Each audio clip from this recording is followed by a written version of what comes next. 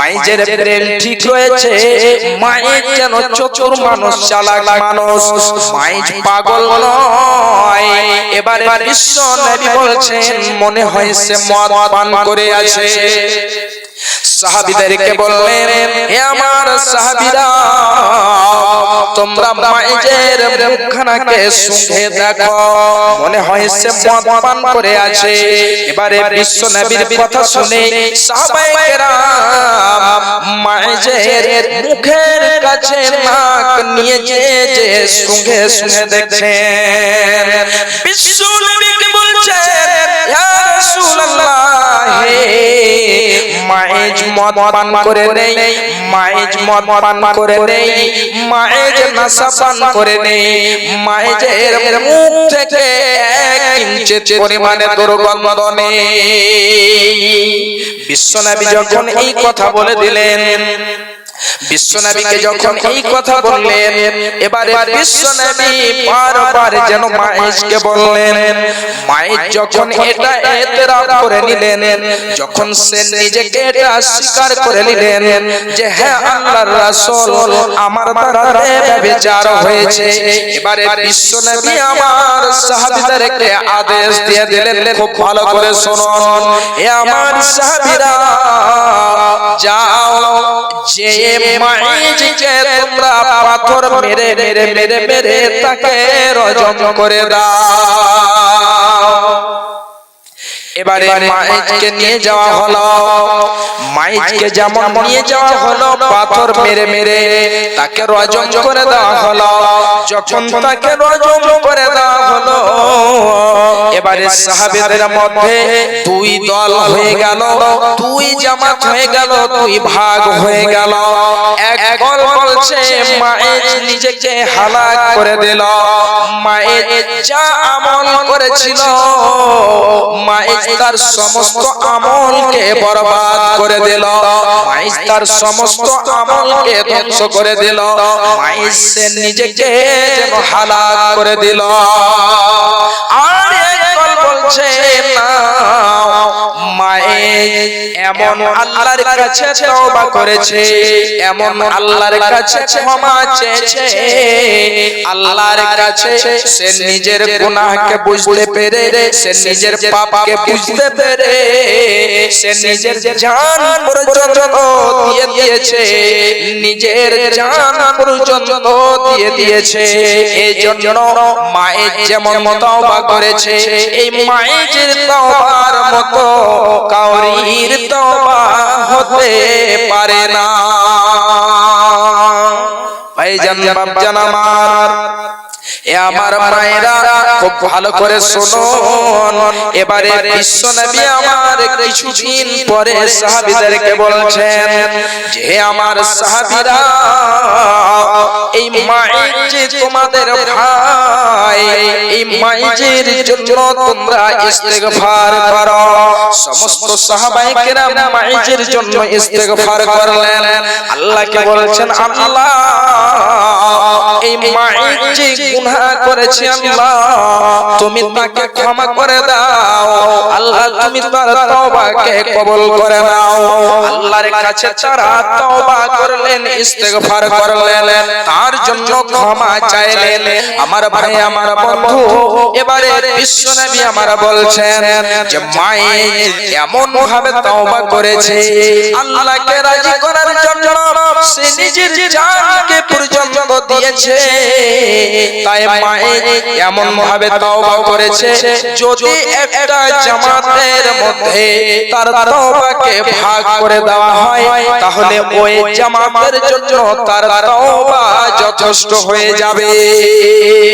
তাহলে ভাইজান বাপজান আমার, একটু লক্ষ্য করে দেখেন, সাহাবীদের কাছে যখন পাপ হয়েছে, গুনাহ হয়েছে, এমন সমাজে নিজের জান পর্যন্ত দিয়েছে, নিজের জানকে জান মনে করেনি, আল্লাহর কাছে এমন করে তওবা করেছে।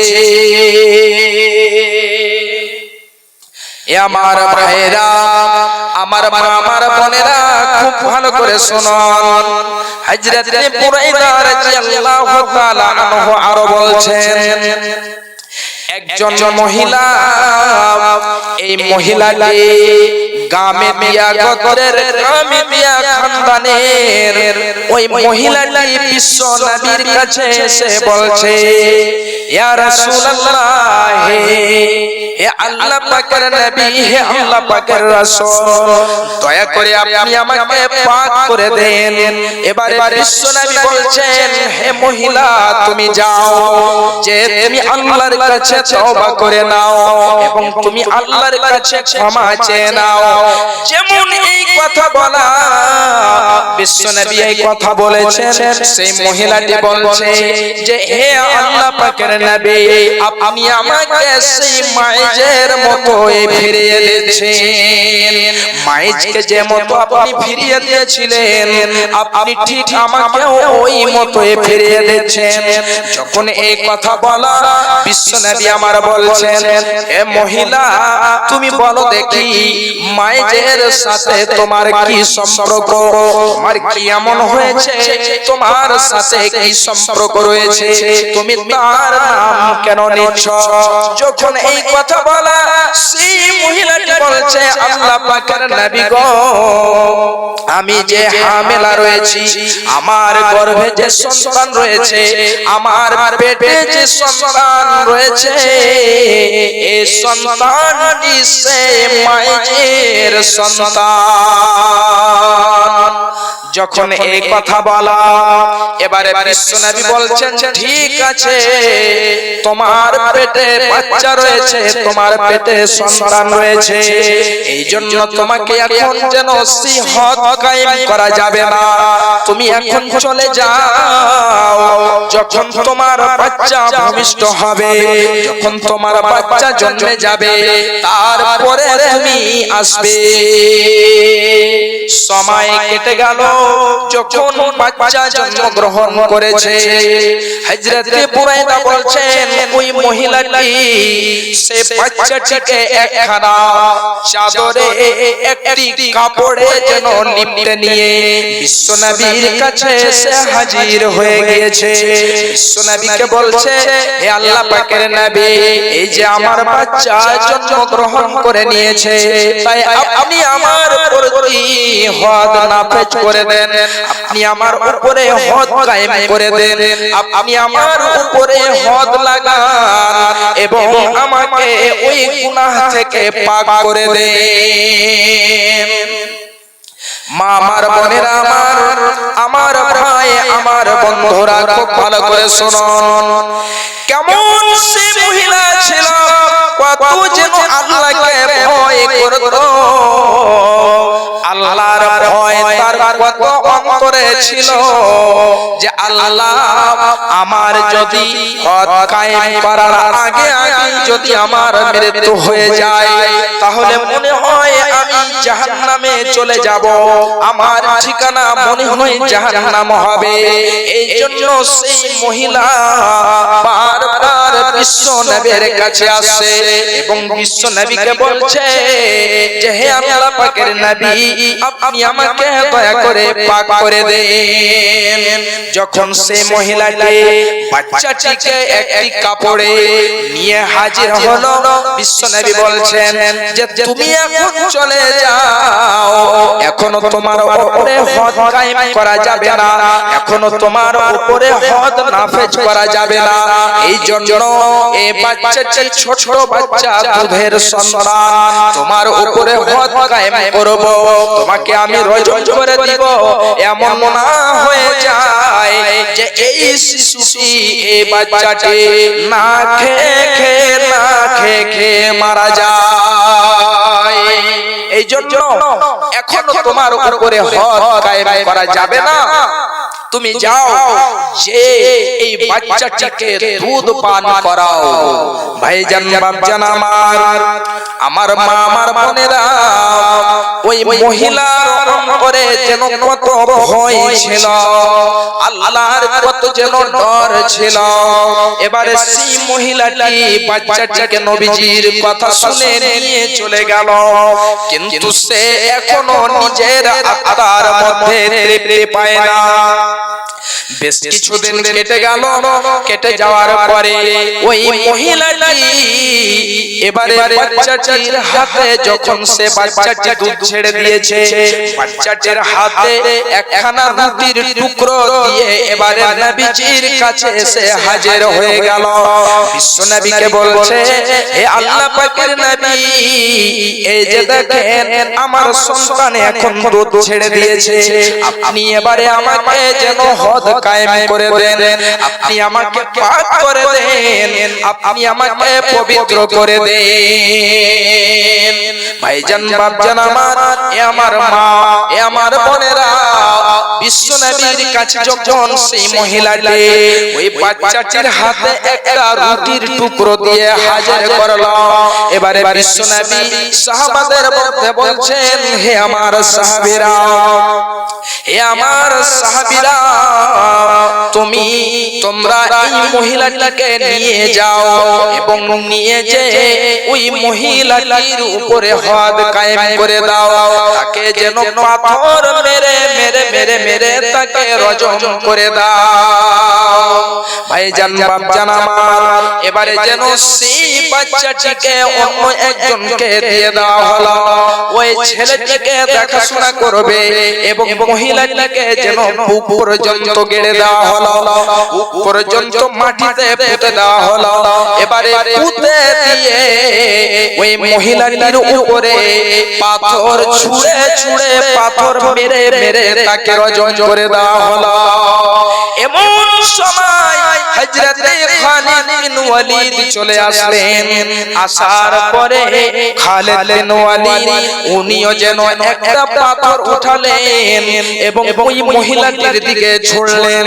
মহিলাটির মাথায় যে লাগলো, যেমন লাগা তেমনি যেন সেই মহিলাটির মাথা থেকে তার শরীরের কোন জায়গা থেকে দুই চার কাতরা, দুই চার বুন, দুই চার ফোঁটা রক্ত তার শরীরে এসে পড়ে গেল। যেমন পড়ে যাওয়া তেমনি যেন সেই বলছে যে, হে পাপী মহিলা, তোমাকে আমি যেন রজম করতে আসলাম, তোমার উপরে হদ কায়েম করতে আসলাম এবং তোমার নাপাক রক্ত, তোমার অপবিত্র খুন আমার শরীরে এসে পড়ে গেল, আমার জামাকে নোংরা করে দিল, নাপাক করে দিল। এমনি করে যেন বলতে আছে। এই কথাটি বিশ্ব নবীর কানে পর্যন্ত যে পৌঁছেছে। যখন এই কথাটি বিশ্ব নবীর কানে যে পৌঁছল, বিশ্ব নবী বলছেন, ইয়া খালিদ মাহলান, ইয়া খালিদ, এ খালিদ, তুমি দাঁড়িয়ে যাও, তুমি থেমে যাও, তুমি তাকে যেন বদদুয়া দিও না, তুমি তাকে লান তান করিও না। ভাইজান আমার বোনেরা, এমনি করে যেন সেই তারা আল্লাহ ওয়ালি যখন পাপ হয়ে যেত, যখন গুনাহ হয়ে যেত,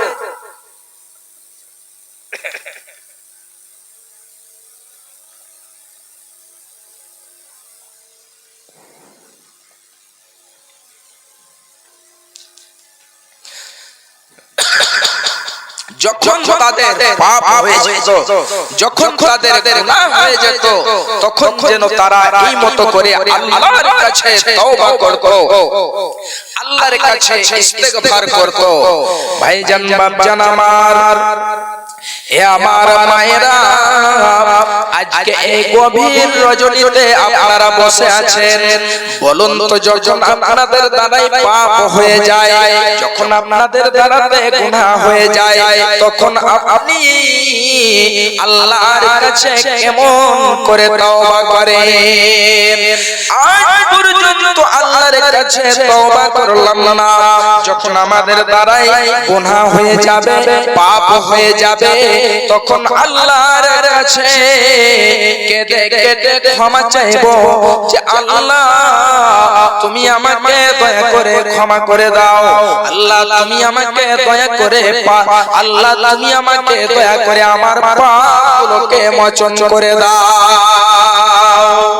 ভাইজান বাপজান আমার মা, আমার বোনেরা, যখন কোন মুমিনের দ্বারাতে কোনো পাপ হয়ে যায়, যখন কোন মুমিনের দ্বারাতে কোনো গুনাহ হয়ে যায়, বিশ্ব নবী আমার বলছেন ইন্নাল মুমিনা ইয়ারা যুনুবাহু কান্নাহু